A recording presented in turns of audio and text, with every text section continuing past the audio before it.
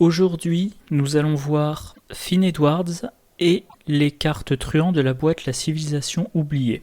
Alors, Finn Edwards, le contrebandier, il a une volonté de 1, une intelligence de 4, une force de 3 et une agilité de 4, une vie de 7 et une santé mentale de 7. Vous avez le droit d'effectuer une action supplémentaire durant votre tour qui ne peut être utilisée que pour vous échapper. Signe des anciens, plus 1 pour chaque ennemi incliné en jeu. En cas de réussite avec une différence de 2 ou plus, vous avez le droit de découvrir un indice dans votre lieu. Allez, bon, je vais déjà analyser ça. Alors, une volonté de 1, clairement, ça craint. C'est très faible. C'est tellement faible que moi, je me demande toujours si ça vaut le coup de prévoir de quoi l'augmenter. Parce que la valeur qu'on considère comme moyenne, c'est 3. On considère que c'est bon à partir de 4. Très bon à partir de 5, donc si on veut qu'il résiste bien des tests de volonté, il faudrait lui donner plus 2 voire plus 3. Donc je préfère partir du principe que je vais rater beaucoup de tests et avoir de quoi encaisser. Une intelligence de 4, c'est très bien, c'est un niveau de chercheur, donc il sera bon pour découvrir des indices. Une force de 3, ça va, s'il a une bonne arme, ça suffira pour les ennemis petits ou moyens. Une agilité de 4, c'est très bien. Ça veut dire qu'en fait, il est, pour peu qu'on booste un petit peu lors des tests les plus durs, il est très bon en évasion et il est bon en combat. Donc il va très bien gérer les ennemis. En plus de ça, il a le droit à une évasion qui ne lui prend pas d'action par tour. Donc, c'est un investigateur qui pourra a priori entrer dans un lieu avec un ennemi, lui échapper, faire les 2 enquêtes et avoir encore une 3e action pour ressortir du lieu. Le signe des anciens, plus 1 par ennemi incliné en jeu, potentiellement c'est plus 0, potentiellement c'est beaucoup. Enfin beaucoup. Ouais, ça m'étonnerait que ça dépasse plus 2. La plupart du temps ça sera plutôt plus 1, plus 0 ou plus 1. Si vous réussissez avec une différence de 2 ou plus, vous avez le droit de découvrir un indice dans votre lieu. L'effet est sympathique mais très conditionnel. Pardon, un indice dans le lieu. Pas un indice de plus, un indice tout court. L'effet est très situationnel vu que il faut réussir avec une différence de 2. Ou plus, et il faut qu'il y ait un indice dans le lieu. Mais comme il a une intelligence de 4, en duo ou en multijoueur, vous l'utiliserez probablement comme enquêteur secondaire, voire enquêteur principal, il sera souvent amené à aller dans des lieux où il y a encore des indices. Alors, si il pioche le signe des anciens alors qu'il essaie de découvrir le dernier indice, c'est ballot, il n'y a plus d'indices. Par contre, si il pioche le signe des anciens à un moment où il reste encore au moins 2 indices, et vous épargnez une enquête, à condition bien sûr de réussir avec une différence de 2 ou plus. Et réussir avec une différence de 2 ou plus, ça veut dire qu'éventuellement vous pouvez envisager de jouer Finn avec cet archétype là de méga test. Alors, la construction de deck, 30 cartes, carte illicite de niveau 0 à 5, carte truand de niveau 0 à 3, carte neutre de niveau 0 à 5, jusqu'à 5 autres cartes chercheurs et ou survivants de niveau 0. Et ces cartes spéciales. Donc en fait c'est un truand mais il n'a pas accès à toutes les cartes truands. Par contre il a accès à toutes les cartes illicites. Donc j'ai utilisé leur lien, toutes les cartes utilisables avec Finn Edwards. Donc ça donne ça. Déjà toutes les cartes chercheurs de niveau 0, toutes les cartes survivantes de niveau 0, et donc les cartes truands de niveau 0 à 3, ainsi que les cartes illicites de niveau 0 à 5, et oui j'ai oublié les cartes neutres de niveau 0 à 5. Concrètement, par rapport à un autre truand, il n'a pas accès aux cartes truands de niveau 4 ou 5, qui ne sont pas illicites. Les cartes truands de niveau supérieur à 3, elles sont là. La montre goussée en or, le tout pour le tout, série gagnante, suggestion, alors sulfateuse c'est illicite, donc il peut la jouer, et trompe la mort. La montre goussée en or, je ne l'ai encore jamais utilisée. C'est de niveau 4, c'est exceptionnel, ça vaut 8 points d'expérience.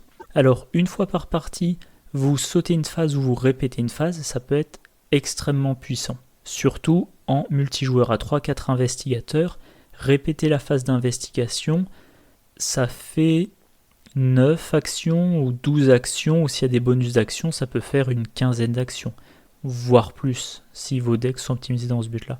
Donc effectivement, c'est un effet extrêmement puissant, ça coûte 8 points d'expérience, et encore une fois multijoueur, donc 3 ou 4 investigateurs, ce que je fais très rarement. Le tout pour le tout, compétence de niveau 5, qui a 2 icônes libres, maximum une attribuée par test de compétence, Si ce test de compétence est réussi, piochez une carte pour chaque point de réussite jusqu'à un maximum de 5. Mélangez dans votre deck chaque faiblesse piochée par cet effet sans la résoudre.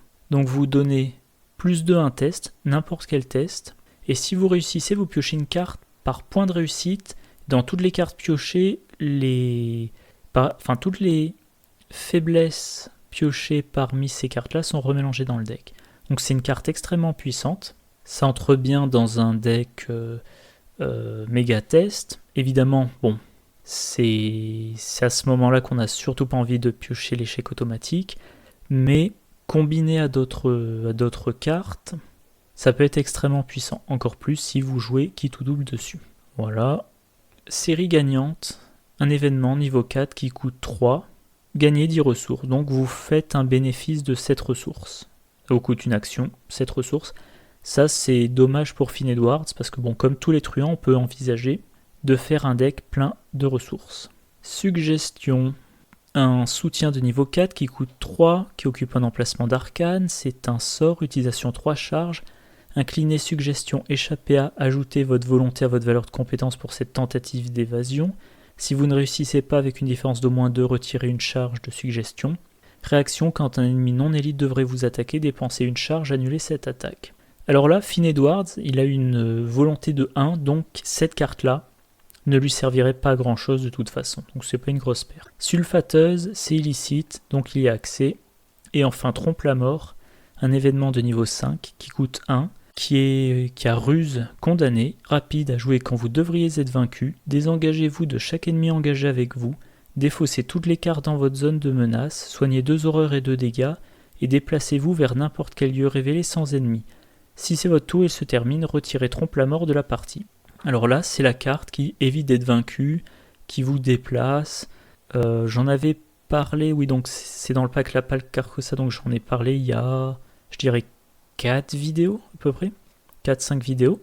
Bon, bah Finn Edwards, il n'y a pas droit, il faudra qu'il utilise son agilité pour se désengager, enfin pour échapper aux ennemis engagés avec lui.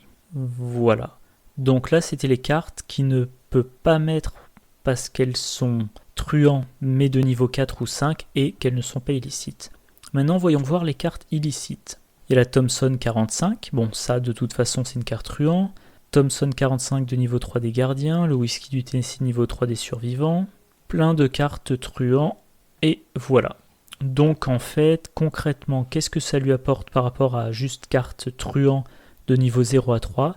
Ça lui amène la Thompson 45 des gardiens de niveau 3, ce qui peut être une bonne source de munitions. Mais bon, pardon, oui, non, c'est bien pour lui, en fait, il a une force de base de 3, il combat à plus 2, plus 1 dégât pour l'attaque, ça lui file des ressources, oui. Pour moi, Finn Edwards, je pense pas le spécialiser en combat.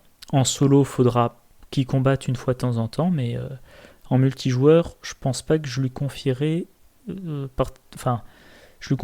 des armes puissantes. Whisky du Tennessee, la version survivant. Alors un bonus de plus 2 en volonté, sauf que la version truand donne un bonus de plus 3 en volonté. Oui. Bon, il y gagne une utilisation supplémentaire. Et le reste, voilà, que des cartes truands. Ensuite, carte avantage, la première, il y en a 2. Produit de contrebande, c'est un événement qui coûte 0. À jouer uniquement s'il n'y a pas d'ennemi redressé dans votre lieu. Cherchez une carte illicite soit dans votre pile de défausse, soit parmi les 9 cartes du dessus de votre deck et piochez-la. Si vous avez cherché dans votre deck, mélangez produit de contrebande dans votre deck. Je trouve ça très bien. Il y a pas mal de cartes truands qui sont illicites. Donc vous en aurez quelques-unes dans votre deck, notamment la deuxième carte avantage de Finn. Alors ça vous coûte une action, certes, mais vous cherchez une carte illicite dans les 9 cartes, encore une fois, premier tiers de votre deck en début de partie, ou dans la pile de la défausse. Vous la mettez dans votre main, et ensuite, si vous avez cherché dans votre deck, vous remélangez produits de contrebande, qui pourront donc être utilisés plusieurs fois par partie. Je trouve ça très intéressant, et plus vous avez de cartes illicites dans votre deck, plus c'est intéressant. Bon, par contre, les cartes illicites, il y a pas mal d'armes. Et encore une fois, je pense pas que dans un deck Finn Edwards, j'aurais envie de mettre beaucoup d'armes. Deuxième carte avantage, le Fidèle 38 de Finn.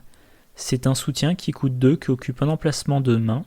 Utilisation 3 munitions. Action dépenser munitions combattre. Vous gagnez plus de force pour cette attaque. Si l'ennemi attaqué n'est pas engagé avec vous, vous vous infligez plus 1 dégât pour cette attaque. Ben, c'est très bien pour Finn.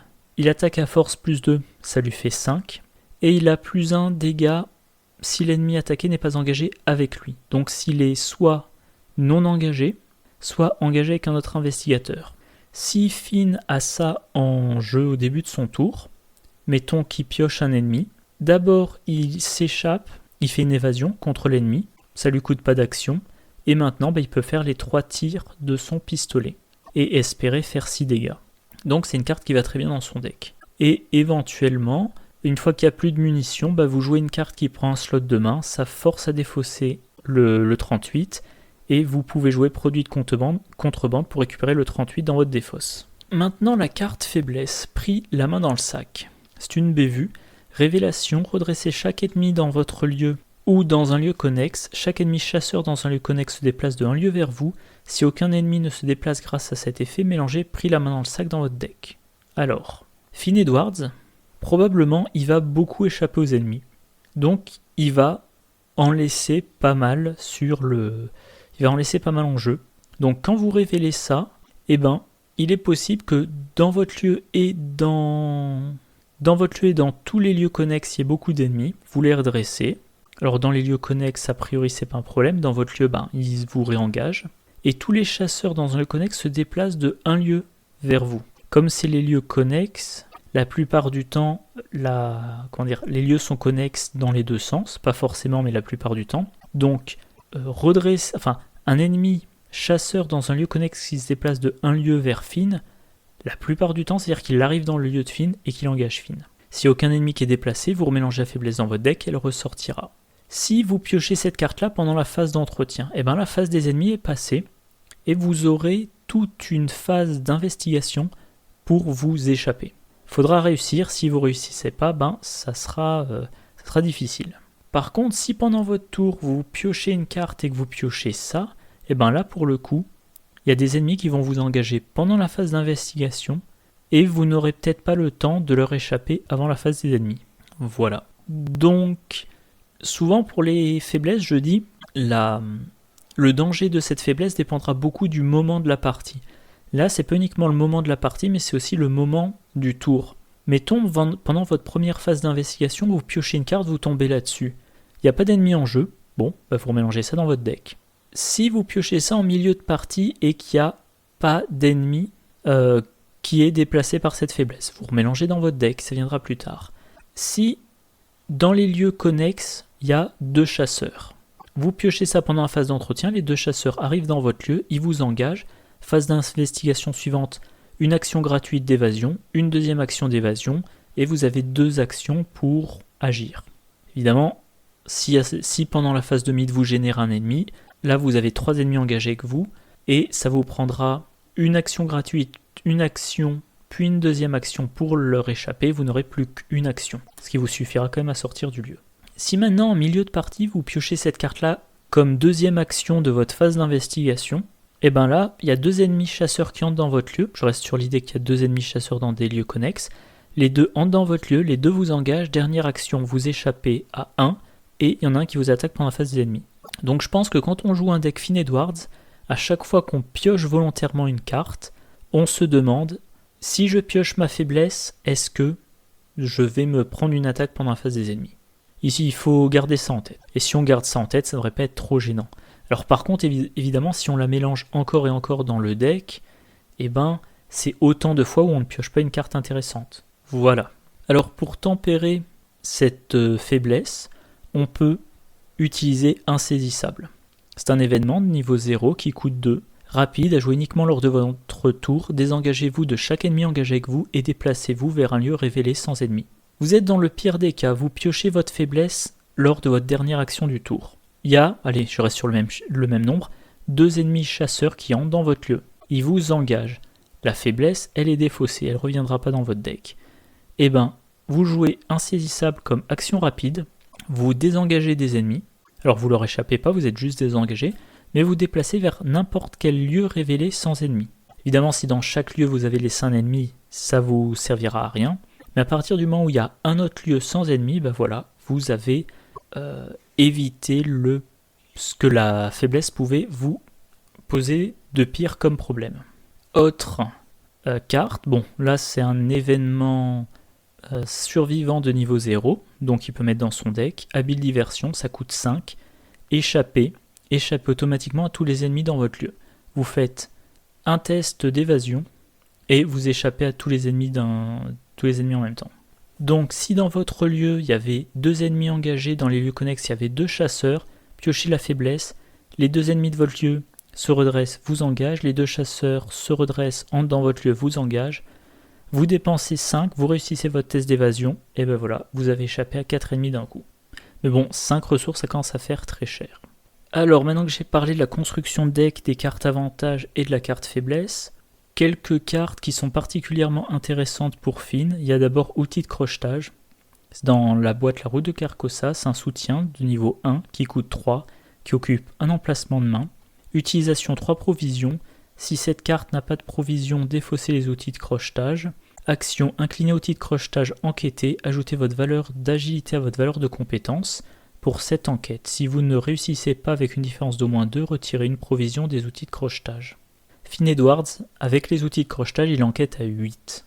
C'est énorme. Il n'y a pas grand chose de plus à dire. Voilà, Finn Edwards, il a les outils de crochetage en jeu. Il est dans un lieu qui a une valeur occulte de 6, et ben il va quand même, en mode normal, il va quand même essayer d'encaisser. Donc, Finn Edwards, il a 4 d'intelligence de base.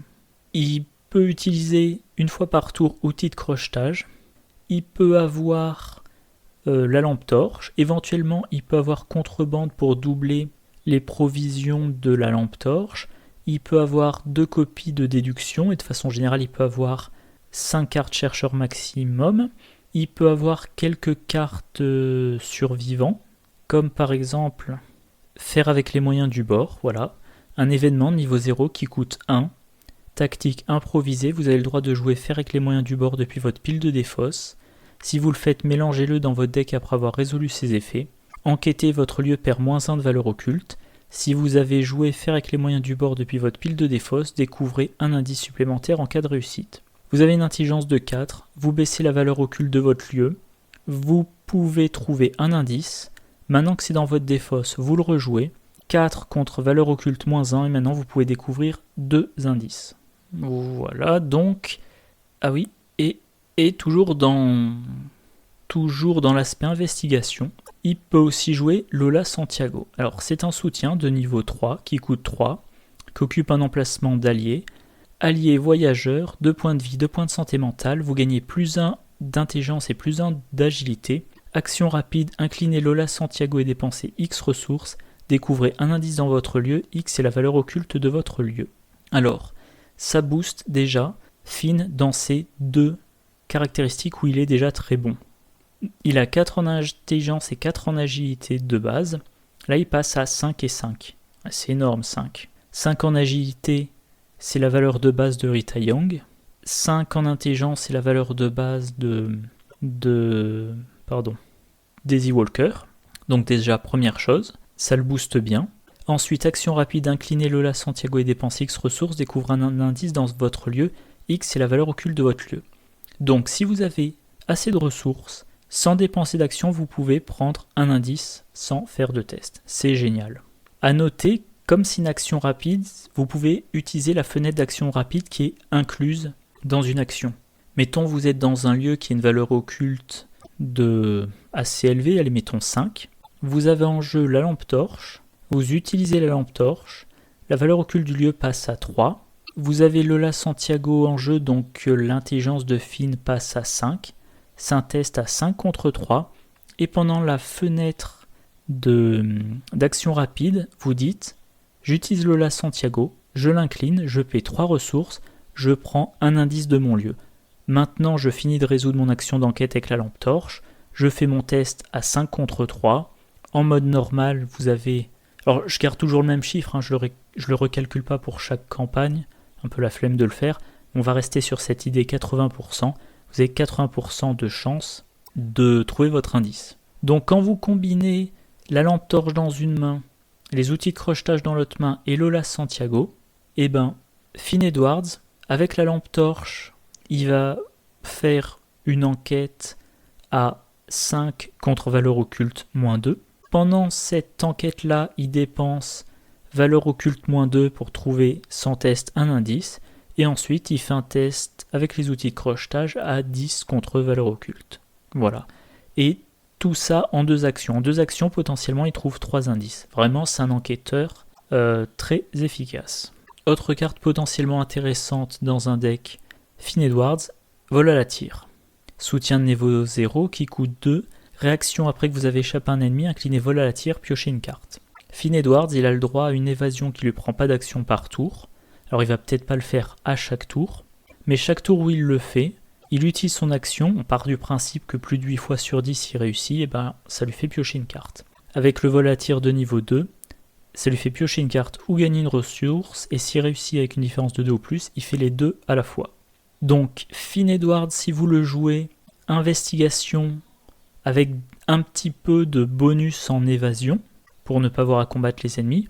Dans son deck, il a charisme, il a Lola Santiago, il a Peter Sylvestre, il a le vol à la tire de niveau 2, face du mythe, il pioche un ennemi, l'ennemi est généré dans son lieu, engage avec lui, début de la phase d'investigation, action gratuite, il fait un test d'évasion, 4 de base, plus 1 de Lola Santiago, plus 1 de Peter Sylvestre, c'est un test à 6 contre l'évasion de l'ennemi. Les ennemis en général, je dirais qu'ils ont une valeur d'évasion de 2 ou 3, donc en mode normal, il réussit, normalement. Allez, partons du principe que l'ennemi a une valeur d'évasion de 3. Il est à 6 contre 3, donc de très bonnes chances de réussite, des chances non négligeables de réussir avec une différence de 2 ou plus, donc voilà, gain de cartes et de ressources. Je regarde un peu s'il y a quelques remarques intéressantes dans la FAQ. Ah oui, j'ai oublié de mentionner, le vol à tir de niveau 2, il est rapide, ça prend pas d'action de le jouer. Non, à part ça, rien de spécial. Donc pour résumer sur Finn Edwards, c'est pas l'investigateur que j'ai le plus joué. Je retrouve la carte. C'est pas l'investigateur que j'ai le plus joué, mais je le trouve sympathique dans le principe. Alors, son seul inconvénient, c'est son 1 en santé mentale. Ça veut dire qu'il faudra, son 1 de volonté, qui fait que ses points de santé mentale risquent de partir très vite. Par contre, pour ça, il y a une carte qui peut l'aider. En 2 exemplaires dans son deck, c'est occupe-toi de celui-là, on viendra en détail après, mais je résume, c'est une action rapide. Vous piochez une carte rencontre non péril, avant de la résoudre, vous la donnez à notre investigateur, on considère que c'est lui qui a pioché la carte rencontre, donc c'est lui qui en subit les effets, et vous ensuite vous piochez vous gagnez une ressource. Donc, Finn, face du mythe, il pioche une carte qui lui demande de faire un test de volonté qui va très probablement rater. Et ben il joue occupe-toi de celui-là, il dit à l'investigateur du groupe qui a la meilleure volonté, tiens, c'est toi qui gères ça. Et ensuite il gagne une ressource. Éventuellement, en duo, alors je réfléchis comme ça, rapidement, si vous le jouez avec un gardien, vous pouvez mettre dans le deck du gardien, j'ai vu la carte hier, c'est quoi déjà ? Une raison de combattre, quelque chose comme ça. Non voilà, une raison de lutter, soutien gardien de niveau 0 qui coûte 3, 0 points de santé mentale, 0 points de santé physique, 3 points de santé mentale. Une raison de lutter peut se voir assigner les horreurs infligées aux autres investigateurs dans votre lieu. Donc vous avez, mettons, Mark Harrigan, qui est dans le même lieu que Finn Edwards. Finn Edwards pioche une traîtrise, qui lui demande de faire un test de volonté. Il rate son test de volonté, il devrait se prendre 2 horreurs, et vous mettez les 2 horreurs sur une raison de lutter. Vous pouvez le combiner avec Caroline Fern, qui est spécialisée en soins d'horreur, mais dans ce cas-là, ça sera plutôt dans un groupe de 3 ou 4 investigateurs, parce que Caroline Fern, comme unique combattante, je pense que ça serait pas efficace, loin de là. Ou alors, que je réfléchisse, oui, voilà, je vois ces 2 solutions-là. Il y a aussi Frère Xavier qui peut encaisser les horreurs, les horreurs subies par les autres investigateurs du lieu. Mais voilà, globalement quand même, il faut se dire, Finn Edwards, il a une volonté de 1, ça sert à rien que j'essaie de lui remonter régulièrement sa volonté. Alors oui, peut-être dans le deck avoir 2 cartes qui lui donnent un plus 2 de volonté, par exemple le whisky du Tennessee, mais ça sert à rien d'essayer de lui mettre une bonne volonté, ça serait gâcher des emplacements de cartes. Alors je vais voir rapidement si j'ai un exemple de deck, comme j'ai fait plein de listes de decks récemment, ces derniers mois.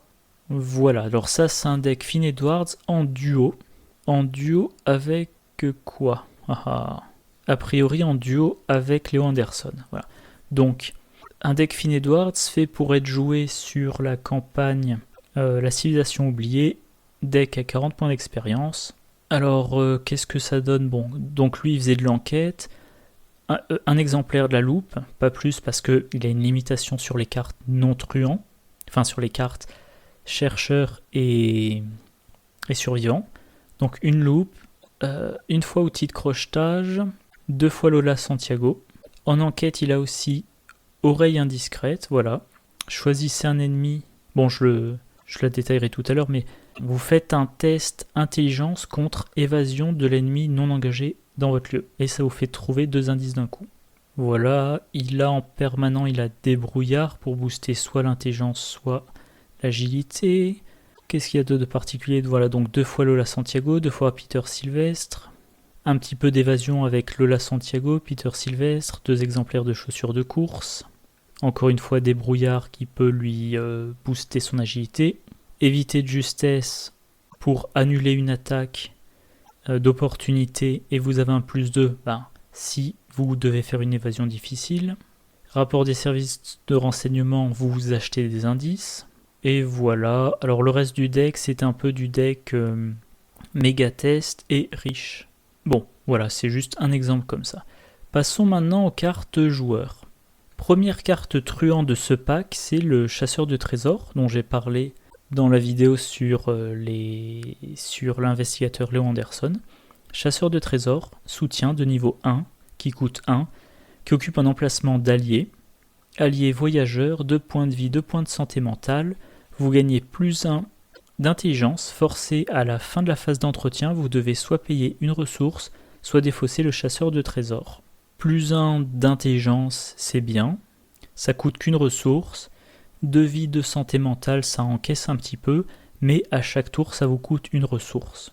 Alors, si vous avez un paquet de ressources sous la main, si vous savez que vous avez besoin d'énormément enquêter un moment, mettons que la fin du scénario vous dit « Videz ce lieu de tous ces indices », ça va être utile, mais la plupart du temps, c'est trop cher pour rester longtemps sur la table. Je crois que je n'ai jamais joué cette carte. Une remarque intéressante, quelqu'un qui dit que chasseur de trésors, ça peut être bien dans un deck cacher son jeu, vu que ça vous aide à ne jamais avoir de ressources. Phase d'entretien, vous décidez de prendre votre ressource. Fin de la phase d'entretien, vous payez la ressource et vous gardez le chasseur de trésors en jeu.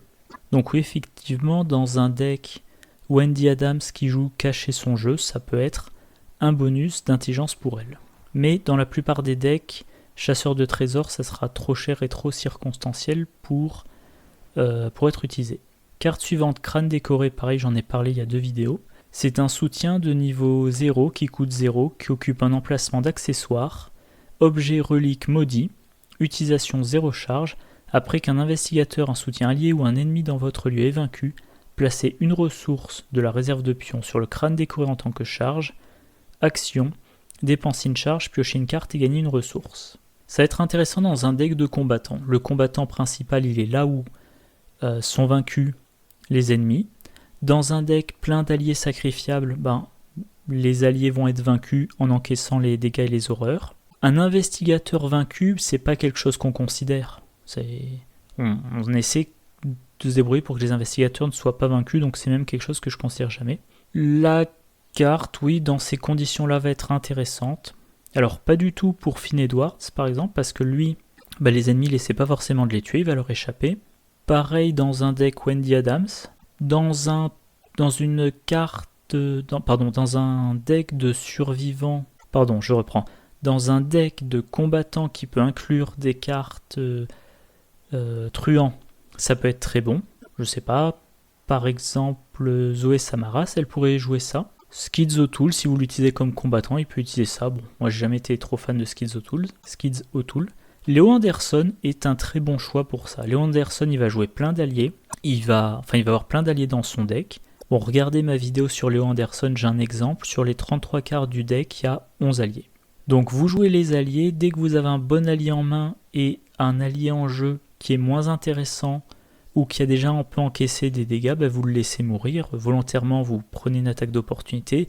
Votre allié est vaincu, hop, un jeton sur le crâne décoré. Et enfin, comme sur la carte, il y a utilisation, entre parenthèses, X charge, ça peut entrer dans un deck Akashi Oniele. Et si vous mettez ça dans un deck Akashi Oniele, ça arrive en jeu avec une charge. Donc vous jouez Akashi Oniele comme combattante, vous pouvez lui donner le crâne décoré. Le problème, ça va être que les mystiques ont plein d'accessoires qui sont quand même de bonne qualité, que ça soit le Saint-Rosaire, la clé de Saint-Hubert, le joyau d'Auréolus, et il doit y en avoir encore quelques-unes auxquelles je ne pense pas. Pour moi, cette carte-là, elle est quand même idéale. Là où elle donne le meilleur d'elle-même, c'est dans un deck Léo Anderson. Carte suivante, Oreille indiscrète. C'est un événement de niveau 0 qui coûte 1, perspicacité, ruse. Choisissez un ennemi non engagé dans votre lieu. Effectuez un test d'intelligence X, X étant la valeur d'évasion de l'ennemi choisi. En cas de réussite, découvrez 2 indices dans votre lieu. Alors, vous ne pouvez la jouer que si un ennemi non engagé dans votre lieu. Pas non engagé avec vous. Non engagé. Donc il faudra soit que l'ennemi soit distant, soit que quelqu'un se soit désengagé. Non, même pas. Il faut soit que l'ennemi soit distant, soit que vous vous en soyez désengagé et qu'il n'ait pas pu vous réengager après, soit tout simplement qu'il soit incliné. Vous faites un test à intelligence contre valeur d'évasion. En cas de réussite, 2 indices dans le lieu. Donc c'est une carte très intéressante pour les investigateurs qui combinent une bonne intelligence avec une bonne agilité et qui peuvent inclure les cartes truands. Alors je vais regarder rapidement. Léo Anderson par exemple il peut pas parce qu'il a une agilité de 1, ça serait ridicule. Zoé Samaras elle a une agilité seulement de 2.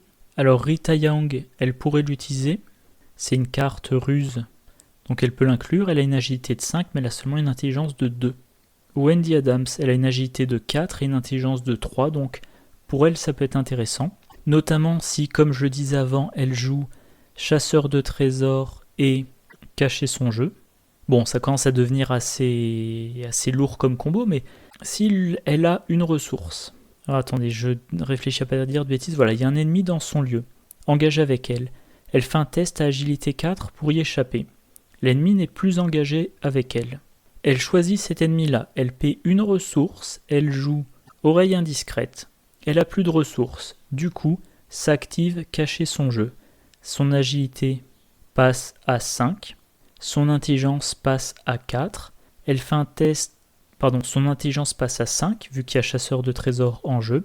Elle fait un test à 5 contre l'agilité de l'ennemi, a priori 2 ou 3. Si elle réussit, elle a ces deux indices. Évidemment, Finn Edwards, c'est génial pour lui. De base, il a 4 en intelligence, 4 en agilité. Probablement, vous jouez Lola Santiago, donc il a 5 et 5. Jenny Barnes, de base, elle a 3 et 3. Oui. Preston Fairmont, de base, il a 1 et 1. Sefina Rousseau, elle a pas assez d'intelligence. Schizo Tool, ouais, il a 3 d'intelligence, 4 d'agilité, ok. Tony Morgan, qui sortira dans les Dévoreurs de Rêves, il a 3 d'intelligence, 2 en agilité, c'est pas assez. Jim Culver que dans agilité, et voilà, je crois qu'on a fait le tour. Donc, oreille indiscrète, pour moi, c'est automatique dans un deck Finn Edwards. Ça peut être intéressant dans certains decks Wendy Adams, dans certains decks, évidemment, j'ai déjà oublié son nom, Jenny Barnes. Voilà. Oui, d'autant plus que Jenny Barnes, si elle joue des brouillards, elle peut booster son intelligence et son agilité. Si vous avez assez de ressources, 2 ressources pour plus 3 en agilité, 2 ressources pour plus 3 en intelligence. Voilà. Globalement, très bonne carte. Et enfin, dernière carte truand du pack. Occupe-toi de celui-là.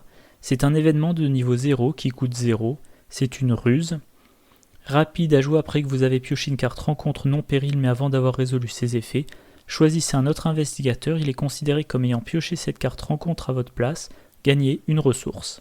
Si votre investigateur est mauvais dans une compétence, ou tout simplement s'il y a une carte rencontre non péril qui lui poserait vraiment un gros problème à ce moment-là, il peut la refiler à quelqu'un d'autre.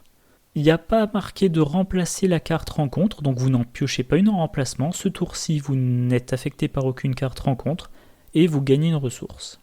Je trouve cette carte très bonne, alors évidemment pas en solo, hein, mais en duo ou en multi, ça peut être extrêmement pratique. Si vous avez un investigateur qui a une grosse faiblesse et un autre investigateur qui lui est fort dans ce domaine-là, je reprends l'exemple de Finn Edwards, il a que 1 en volonté, s'il joue en duo ou en multi avec Akashi, elle de base elle a 5 de volonté, probablement 1 ou 2 trucs pour booster sa volonté, et bien la carte Traîtrise, au lieu que ça soit un test à 1 de volonté contre une difficulté de 3, ça sera par exemple un test avec une volonté de 6 contre une difficulté de 3. Allez, petit récapitulatif. Ça va, l'enregistrement tourne toujours. Petit récapitulatif. Finn Edwards, un truand qui a 2 spécialités, l'évasion et l'enquête. Et qui a une grosse faiblesse, c'est sa volonté. Moi je l'aime bien sur le papier, j'ai pas encore réussi à faire des trucs très intéressants avec lui. J'ai vraiment envie de faire un duo qui marche bien avec Calvin White. Sur le principe, Finn Edwards, il échappe aux ennemis. Il joue Occupe-toi de celui-là sur les cartes qui infligent des horreurs. Et Calvin White, il encaisse les attaques des ennemis, ça lui met des dégâts, ça booste sa force et son agilité. Il encaisse les cartes traîtrises qui infligent des horreurs, ça booste sa volonté et son intelligence. Et assez rapidement, vous avez un Calvin White qui devrait être 3 de partout, voire 4 de partout. C'est un truc que j'aimerais réussir, mais jusqu'à présent, ça n'a pas eu grand succès. Voilà, un investigateur que je trouve très sympathique. Le genre de truand que j'ai envie de jouer. Les cartes joueurs, chasseur de trésors, plus en intelligence, 2 de vie, 2 de santé mentale pour un coût de 1 seulement, mais ça a un coût d'entretien de 1. Donc cette carte, vous la jouez parce que vous voulez un bonus d'intelligence, mais vous, à mon avis, vous partez du principe que ce bonus d'intelligence, vous en avez besoin que sur maximum 2 phases d'investigation, et donc vous aurez payé le coût d'entretien une seule fois, maximum. Sinon, ça devient trop cher pour son effet. À moins, vraiment, d'avoir un deck conçu autour de ça, un deck Léo Anderson qui le joue pour 0, et donc lui, au lieu de dire c'est rentable sur 1 ou 2 phases d'investigation, il dira c'est rentable sur 2 ou 3 phases d'investigation, ou comme je le disais un peu avant, ce qui est marqué dans les remarques, un deck, mettons Wendy Adams qui joue caché son jeu, elle utilise le chasseur de trésors pour dépenser sa ressource. Crâne décoré, chaque fois qu'un allié ou un ennemi est vaincu dans le lieu, alors bien vaincu, pas défaussé, vaincu, vous mettez un jeton dessus, chaque fois que vous dépensez une action et vous consommez un jeton, vous piochez une carte et vous gagnez une ressource. Il faut vraiment que vous ayez prévu de tuer les ennemis et de voir les alliés vaincus à la chaîne pour que ça soit rentable. Je pense moi que cette carte-là, je ne la jouerai que dans un deck Léo Anderson. Oreille indiscrète, il faut vous débrouiller pour être dans un lieu avec un ennemi non engagé, donc la plupart du temps, il faudra échapper à l'ennemi. Si vous réussissez un test d'intelligence contre l'agilité de cet ennemi, vous trouvez 2 indices. Génial dans un deck Finn Edwards, et sinon, faudra un investigateur qui a à la fois une bonne agilité pour réussir l'évasion et une bonne intelligence, et il y en a assez peu. Pour le moment, je dirais qu'il y a Jenny Barnes et Wendy Adams, c'est tout. Et enfin la dernière, occupe-toi de celui-là. Bon voilà, vous piochez une carte rencontre non péril qui vous arrange pas, qui serait mieux résolue ou mieux encaissée par un autre investigateur, vous la lui refilez, vous gagnez une ressource. Extrêmement efficace, je trouve. D'autant plus, oui, que vous ne piochez pas une carte rencontre en remplacement. Du coup, l'investigateur qui joue cette carte-là, ce round-ci, il n'a pas de carte rencontre. Bon voilà, c'était tout pour cette vidéo. J'espère que vous avez trouvé ça intéressant, et je vous dis bonne soirée et à la prochaine. Au revoir.